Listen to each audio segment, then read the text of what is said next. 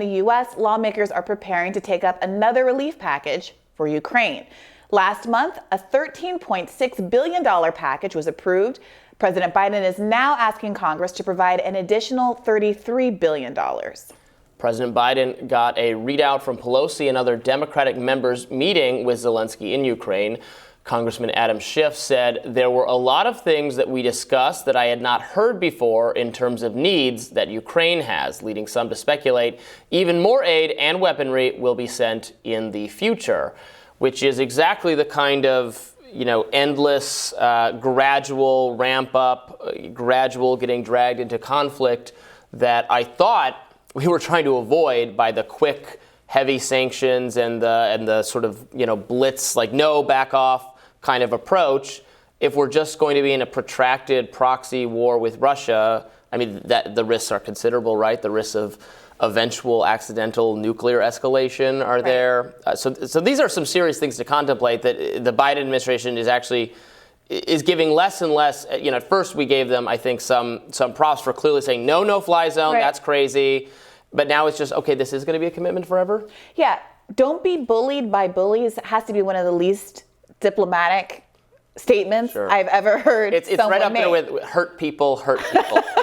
Right? Like, one, it's vague. I'm not even really sure what it's supposed to mean. But it basically seems to boil down to don't back down no matter what. Don't back down no matter what. And when you read the statements from these politicians about the goal being to win the war, it becomes increasingly clear that doesn't mean what a negotiated victory is likely to mean when we're talking about a nuclear superpower like Russia and a country like Ukraine, which obviously cannot win a war by any obvious metric of overpowering the other country's military. What we're talking about is using this as a proxy battle, and I think that politicians are concerned, other international figures are concerned, to see statements like Joe Biden's, Putin must go, to see them talk about switching the language more recently to talking about the goal being weakening Russia's power, goals that extend much farther beyond defending Ukraine's sovereignty. I think they're kind of showing their hand in this moment. Yeah, absolutely. And how much more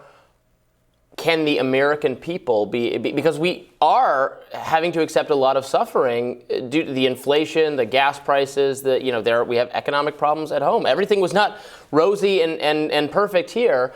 And is that what the American people are actually being asked to do? Are they actually being asked, no, this is a war in all but name with Russia, and thus you're going to have to make sacrifices? Don't the people get a say in that? Yeah. Don't we? I mean, right, technically the old-fashioned way, Congress has to declare war on Russia. Mm-hmm. We're not going to do that because we're not formally going to be at war with Russia. But that is unsatisfying from the standpoint of a democracy, how things are decided. And at this point in the Biden administration, leading up to a midterm year, people are going to notice that we had all of these protracted conversations about how we were going to pay for, support for children and families in the middle of a global pandemic and economic crisis. And I haven't heard a single how you pay for it, as we're talking about another $33 billion for a war effort.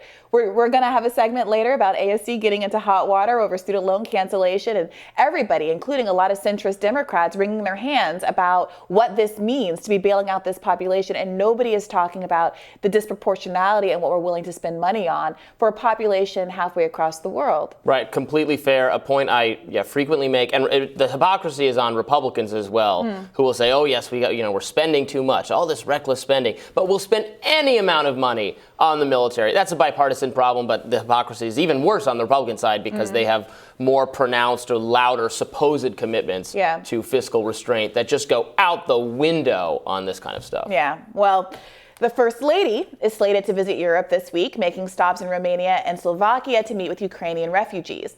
Over the weekend, Ukraine began evacuating civilians from a steel plant outside of Mariupol in efforts to move 1,000 Ukrainians who hunkered down inside the facility to hide from advancing Russian troops.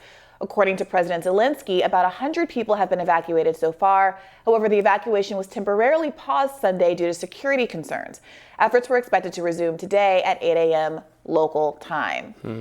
It's terrible to watch, and it's part Absolutely. Of why it's so difficult to have these conversations because your natural humanitarian, humanistic instincts are butting up against the reality that we live in a horrible, dangerous, violent world where these kinds of acts are happening all the time. And no one is having a substantive conversation about when and where and why America should continue to behave as the world's policeman. What kinds of aid and interventions are going to best bring the conflict to a close more quickly, as opposed to escalating conflict in a way that is basically allowing the people of Ukraine to be used as cannon fodder in our proxy war to, in the words of now some senior officials, weaken Russia. Right.